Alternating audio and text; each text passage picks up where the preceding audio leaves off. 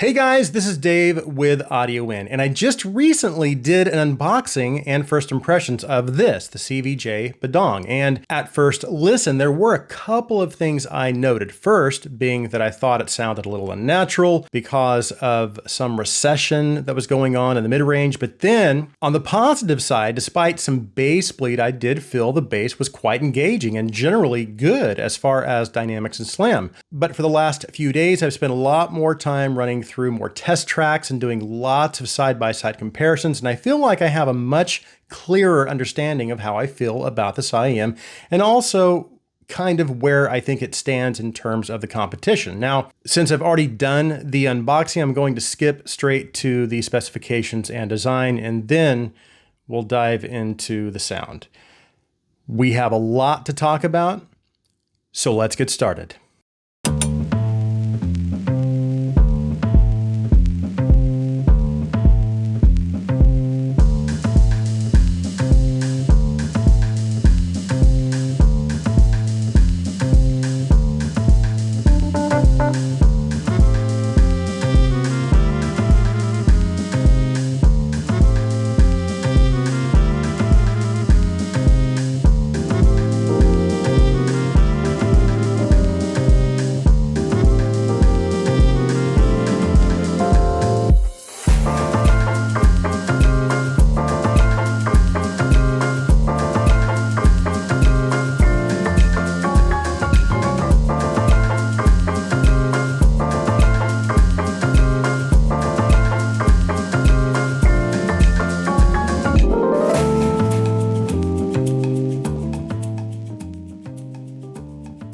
So the Bidong is priced at $189, and it has a hybrid driver type setup consisting of 6 balanced armature drivers and then 1 dynamic driver. And if you look at the housing, you'll notice it's made entirely out of nicely machined aviation grade aluminum alloy. So it feels nice and robust, but it's really not that heavy. And while it is a little on the larger side, somehow they have managed to shape it so as to maintain a nice, comfortable, and secure fit, at least with my ears. Some with smaller ears might want to take that into consideration though, especially if you have had fit issues in the past. Again though, for me, not an issue at all. The design is also pretty cool. I feel like I've been seeing this design approach a lot though with other IEMs where they're just staying with a minimalistic all metal color scheme with maybe some curvature and dimension to the faceplate. Now, I'm not saying that's a bad thing. I actually do really like it a lot. And I also like the cable. It's modular,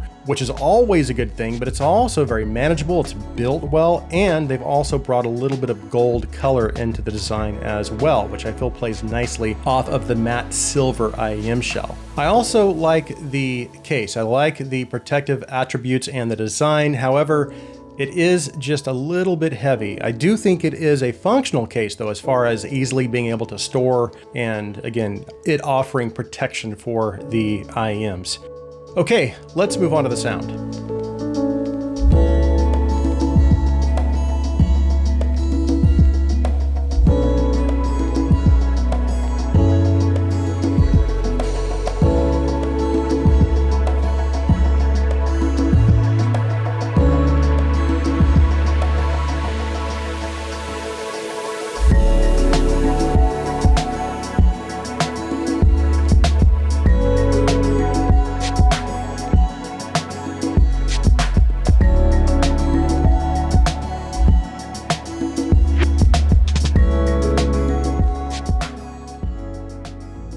So in my initial impressions video, I thought this had a V-shaped tuning, but now that I've spent more time with it, I think I'm going to maybe amend that ever so slightly and call it a neutral warm bordering on a mild V. And I say that because the bass rise starts pretty early, I think at about 500 hertz, and there really isn't a bass shelf.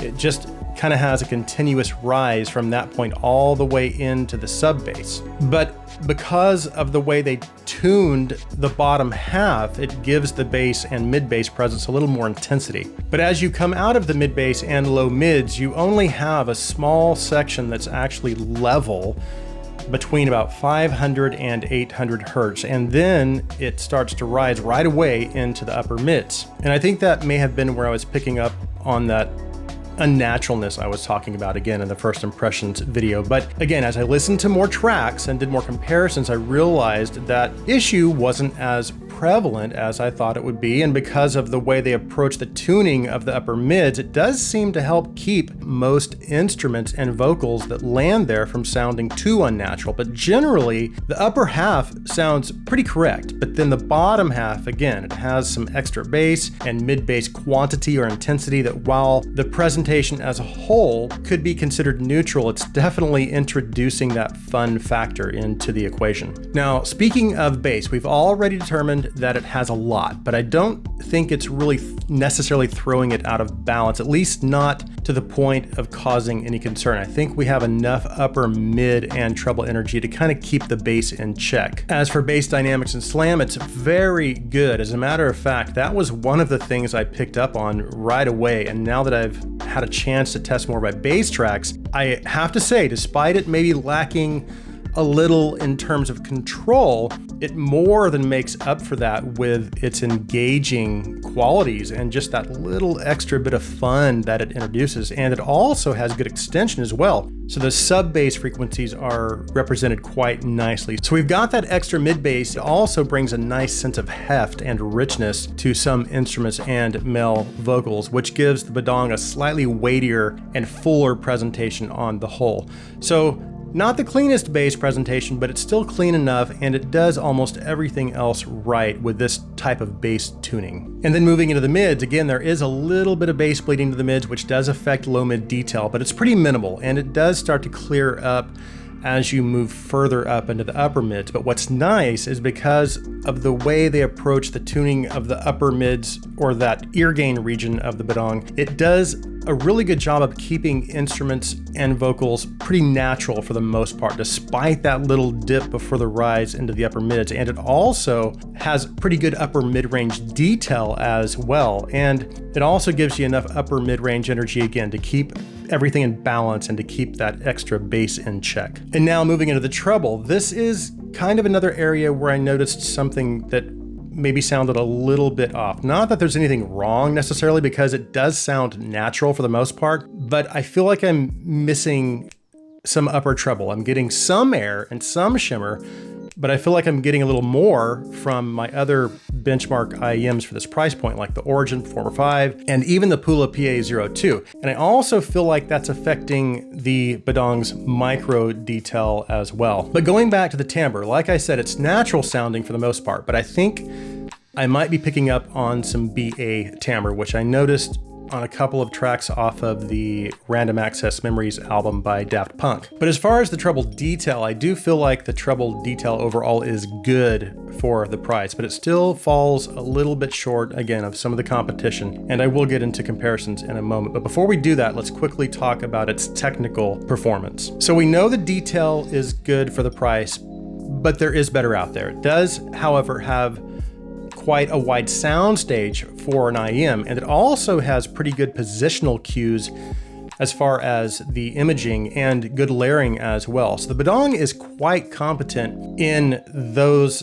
specific areas of its technical performance, which brings us to comparisons. Now, whenever I sit down to do my comparisons, usually I start by just grabbing a bunch of IEMs within that price bracket. So of course, in this case, around $200. However, I might also grab a few that are priced a little higher, like my Performer 8, just in case the IEM I'm reviewing starts edging past all of the comparatively priced competition, and I need to have something better to compare it to. Now, that almost never happens, but I do usually keep the Performer 8 on my desk along with the Chopin anyway. But then I lay everything out on my desk, which becomes a huge mess, and then I simply go one by one. But I start by comparing it with my best IEMs first in that price category. Then I work my way down, because usually by the time I get to about that 8th or the 9th comparison, I'm able to determine whether or not I can even recommend an IEM. So of course, that process can take some time, and a lot of times I'll be testing other IEMs at the same time as well. So right away with the Bidong, I was able to determine that it could not compete with the Chopin, Performer 5, Origin, Cara, Falcon Ultra, PA02, or even the Yume 2. And so I was down to the SimGod EA1000, Kiwi Ears Quintet, Orchestra Lite, and that's kind of where I felt I was starting to find commonality in its performance. I do feel like the Quintet gave me better technical performance than the Bidong, but I still preferred the tuning of the Bidong over the Quintet. But the bottom line is the Bidong barely made my top 10, but it made my top 10, which in this very, very competitive $200 space, that's not bad. Now, as for whether or not it gets my recommendation, it's tough because again, there are so many other great options out there. So it does kind of make it hard to recommend. I will say, if you are looking for a neutral set with very satisfying bass and a more engaging and fun presentation, then maybe the set will work for you. It also has a great design, the cable's great, the build quality is really good, and it is nicely accessorized. So that concludes my review of the Cvj Bidong. Thank you so much for taking the time to watch.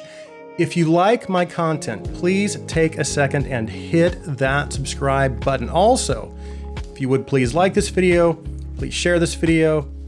I hope you guys have an awesome day.